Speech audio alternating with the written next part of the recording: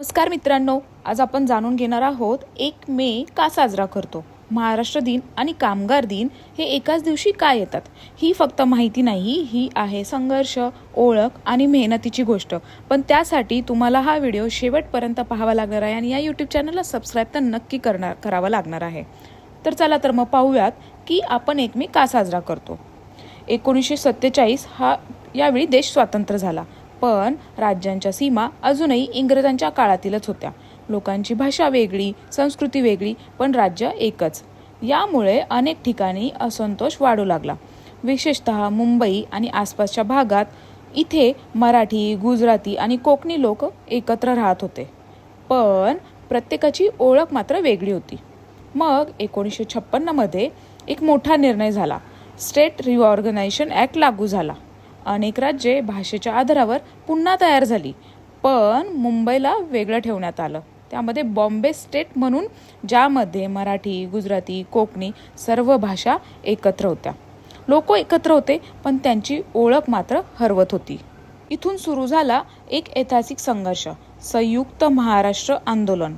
लोकांची एकच मागणी होती, आम्हाला मराठी भाषिकांसाठी स्वतंत्र महाराष्ट्र हवा. हजारो लोक रस्त्यावर उतरले, आंदोलनं झाली, पोलीस लाठीचार्ज झाले आणि अनेकांनी आपल्या प्राणांची आहुती दिली. आजचा महाराष्ट्र कुणाच्या तरी त्यागावर उभा आहे. हा संघर्ष थांबला नाही, लोक मागे हटले नाहीत आणि शेवटी 1 मे 1960 बॉम्बे स्टेटचे 2 भाग झाले, गुजरात आणि महाराष्ट्र, आणि जन्म झाला आपल्या महाराष्ट्राचा. हा फक्त राज्याचा जन्म नव्हता, हा होता ओळखीचा विजय. आता अजून एक महत्त्वाचा भाग म्हणजे की त्याच दिवशी कामगार दिन का. पूर्वी कामगारांची स्थिती खूप कठीण होती, परिस्थिती खूप जास्त कठीण होती. 12 ते 15 तास काम, कमी पगार, कोणतेही हक्क नाहीत.